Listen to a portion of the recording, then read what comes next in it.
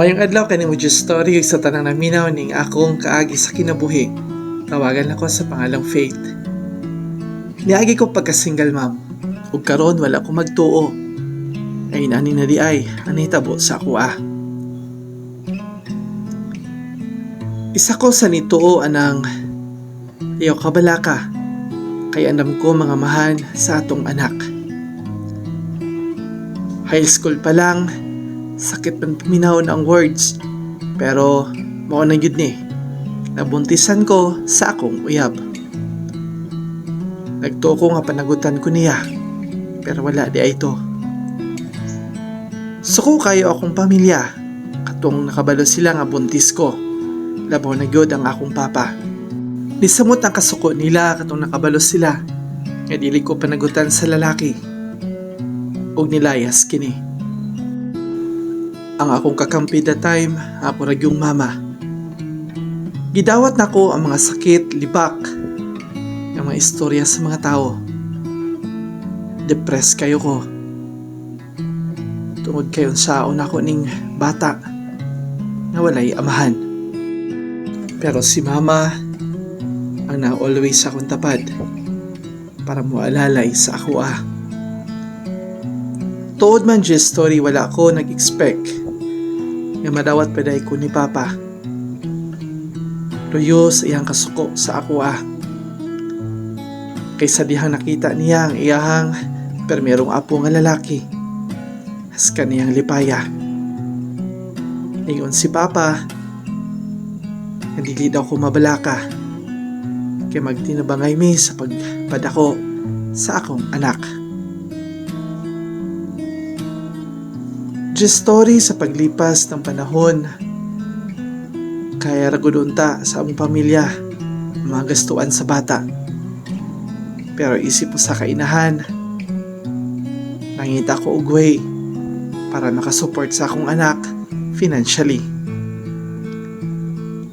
Nagtrabaho ko sa laing lugar ug gibili na ko ang akong anak sa akong mama ug papa. Sa una, dili sila musugot, pero namugos ko. Ug wala sila inahimo, kay pinanggaman po nila ang ilang apo.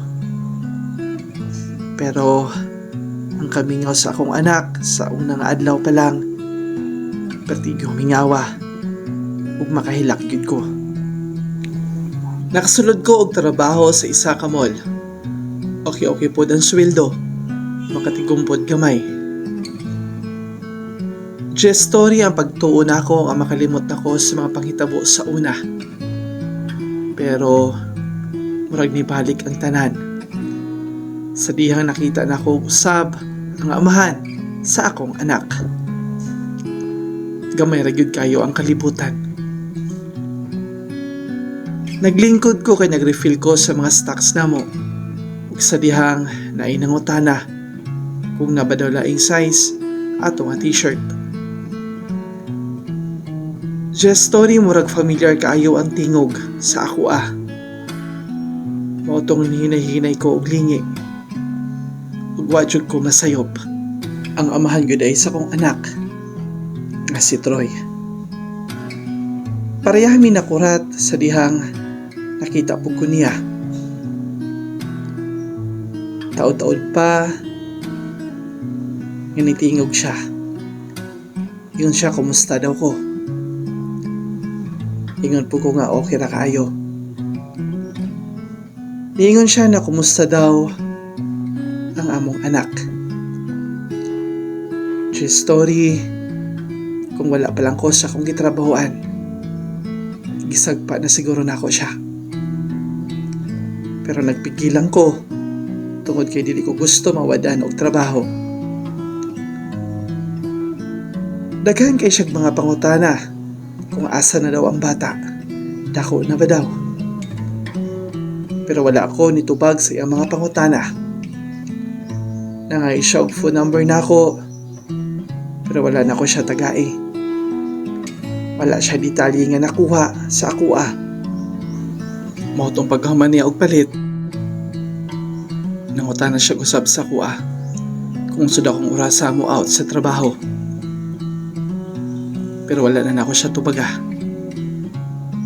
Ug sa dihang pa-exit na siya sa among store, nilingi pa gyud siya sa kuha.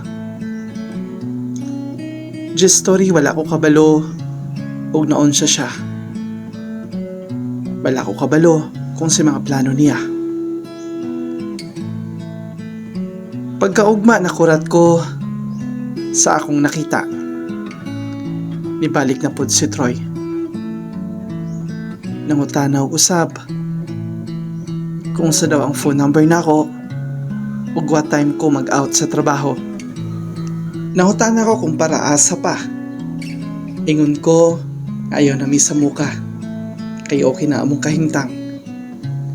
Naka-move on ako sa imong gipanghimo sa ako . Pero pag out ako pagkagabi, natingala ko na naghulat day siya sa gawas. Ihangyo siya nga magstorya sa aming kadali.